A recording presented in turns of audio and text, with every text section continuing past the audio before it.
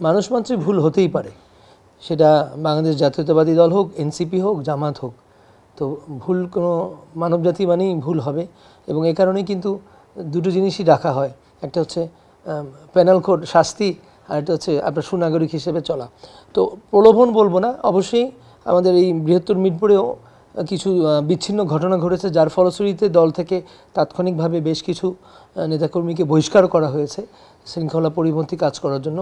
তো ওভারঅল আমরা জনগণের সাথে সম্পৃক্ত, যেহেতু সবসময় তৃণমূলে জনগণকে নিয়ে চলি, তো তুলনামূলকভাবে আমাদের এখানে মিরপুর থানা, দারুসালাম এবং শাহালি থানায় অপরাধ এবং ওভারঅল যে আইনশৃঙ্খলা পরিস্থিতি অত্যন্ত স্মরণীয় পর্যায়ে আছে। কারণ আমি নিয়মিতই সেনাবাহিনীর সাথে সমন্বয় সভায় যাই, এবং আমি বলবো আমাদের এলাকায় আমাদের নেতাকর্মী তৃণমূল পর্যায়ে জনগণের সাথে মিশে থেকে একসাথে যৌথভাবে ভালো কাজ, এলাকার উন্নয়নমূলক কর্মকাণ্ডে তারা জড়িত আছে, এবং বিধায় এখানে সেই ধরনের নেতিবাচক কাজকর্ম একদমই কমে আসছে এবং সহনীয় পর্যায়ে আছে।